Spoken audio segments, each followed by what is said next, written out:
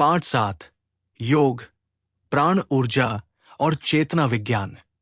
Yoga, life energy science of consciousness. मनुष्य का जीवन केवल शरीर तक सीमित नहीं है। शरीर के अंदर एक सूक्ष्म शक्ति लगातार कार्य कर रही है, जो हमें जीवन, गति और चेतना प्रदान करती है। हम सांस लेते हैं, सोचते हैं, अनुभव करते हैं, कार्य करते हैं और अपने आसपास की दुनिया से जुड़ते हैं। इन सभी प्रक्रियाओं के पीछे एक अदृश्य जीवन शक्ति कार्य करती है, जिसे भारतीय योग परंपरा में प्राण ऊर्जा कहा गया है। प्राण का अर्थ है जीवन शक्ति। जिस प्रकार बिजली किसी मशीन को चलाने के लिए आवश्यक होती है, उसी प्रकार प्राण ऊर्जा शरीर और मन को सक्रिय रखने वाली शक्ति मानी जाती है। जब प्राण ऊर्जा संतुलित होती है, तो व्यक्ति शारीरिक, मानसिक और भावनात्मक रूप से अधिक संतुलित अनुभव करता है। जब जीवन में तनाव, गलत जीवन शैली और नकारात्मक भावनाएं बढ़ती हैं, तो व्यक्ति थकान, बेचैनी और असंतुलन महसूस कर सकता है। योग इसी आंतरिक संतुलन को स्थापित करने का एक मार्ग है। योग शब्द संस्कृत के युज धातु से बना है, जिसका अर्थ है जोड़ना या एक होना। योग केवल शरीर को मोड़ने और विभिन्न आसन करने का नाम नहीं है। योग का वास्तविक अर्थ है शरीर, मन और आत्मा के बीच एकता स्थापित करना। जब शरीर स्वस्थ होता है, मन शांत होता है और चेतना जागृत होती है, तब व्यक्ति जीवन को अधिक गहराई से अनुभव करता है। प्राचीन ऋषियों ने योग को केवल शारीरिक अभ्यास नहीं माना, बल्कि जीवन जीने का विज्ञान माना। उन्होंने समझा कि मनुष्य के अंदर अपार शक्ति छिपी हुई है, लेकिन अशांत मन, असंतुलित जीवन और अज्ञान के कारण वो शक्ति पूरी तरह प्रकट नहीं हो पाती। योग उस छिपी हुई शक्ति को जागृत करने का मार्ग है। योग के 8 अंगों का वर्णन महर्षि पतंजलि ने किया है। इनमें यम और नियम जीवन के नैतिक सिद्धांतों को दर्शाते हैं। आसन शरीर को स्वस्थ और स्थिर बनाने में सहायता करते हैं। प्राणायाम सांस और प्राण ऊर्जा को संतुलित करने का माध्यम है। प्रत्याहार इंद्रियों को नियंत्रित करने की प्रक्रिया है। धारणा मन को एकाग्र करने का अभ्यास है। ध्यान चेतना की गहराई में जाने का मार्ग है। और समाधि वो अवस्था है जिसमें व्यक्ति अपने वास्तविक स्वरूप का अनुभव करता है। योग की यात्रा धीरे धीरे बाहरी संसार से आंतरिक संसार की ओर ले जाती है। शरीर योग का पहला माध्यम है, लेकिन अंतिम उद्देश्य आत्मिक जागृति है। प्राण ऊर्जा का सबसे सीधा संबंध हमारी सांस से है। हमारी सांस केवल ऑक्सीजन लेने और कार्बन डाइऑक्साइड छोड़ने की प्रक्रिया नहीं है। योग दर्शन के अनुसार सांस और मन का गहरा संबंध है। जब मन परेशान होता है, तो सांस भी तेज और असंतुलित हो जाती है। जब मन शांत होता है, तो सांस स्वाभाविक और संतुलित हो जाती है।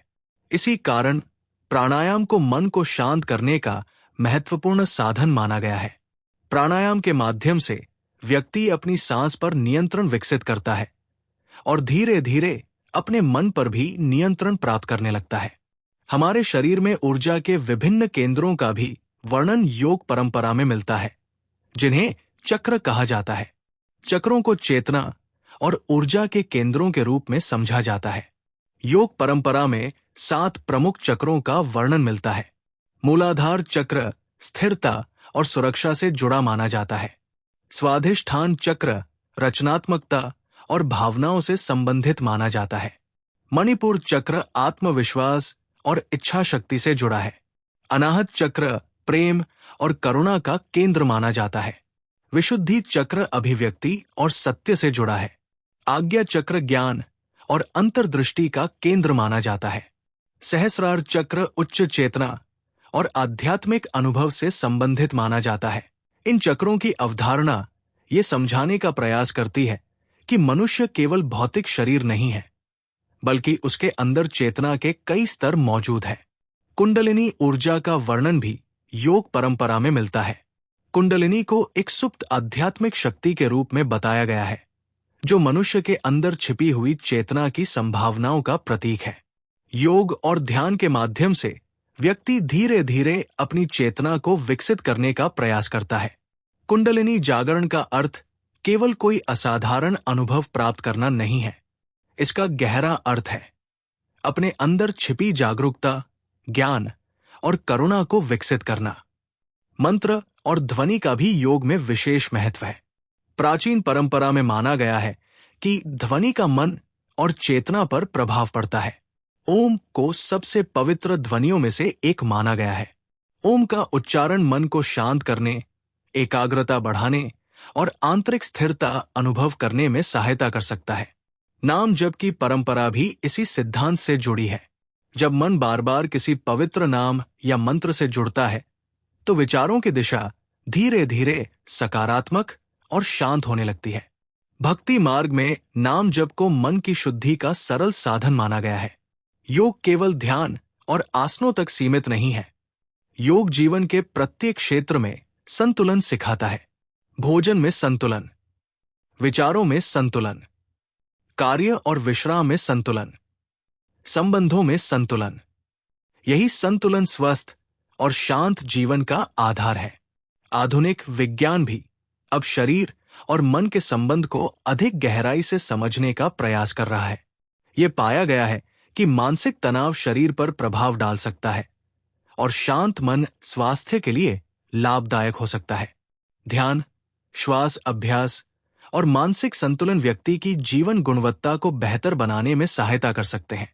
भारतीय संतों और योगियों ने हजारों वर्षों से इस आंतरिक विज्ञान का अभ्यास किया है।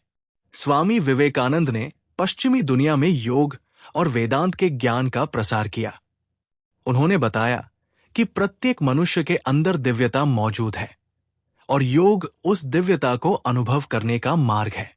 परमहंस योगानंद ने क्रिया योग के माध्यम से ध्यान और आत्म जागरूकता का संदेश दिया।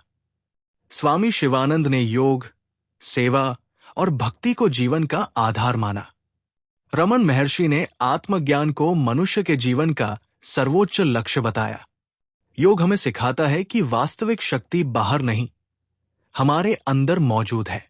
मनुष्य अक्सर बाहरी दुनिया को बदलने का प्रयास करता है, लेकिन योग हमें अपने अंदर परिवर्तन लाने की शिक्षा देता है।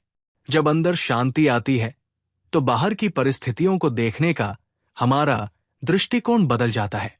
योग, प्राण ऊर्जा और चेतना विज्ञान का मूल संदेश यही है कि मनुष्य अपने वास्तविक स्वरूप को पहचान सकता है।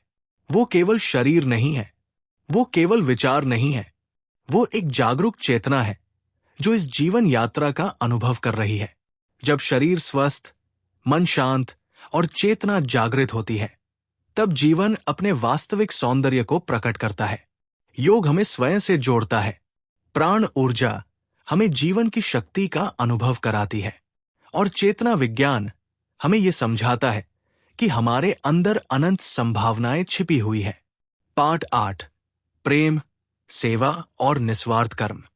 अगले भाग में हम समझेंगे कि प्रेम केवल भावना नहीं बल्कि एक आध्यात्मिक शक्ति क्यों है, सेवा का वास्तविक अर्थ क्या है और निस्वार्थ कर्म किस प्रकार मनुष्य को उच्च चेतना की ओर ले जाता है।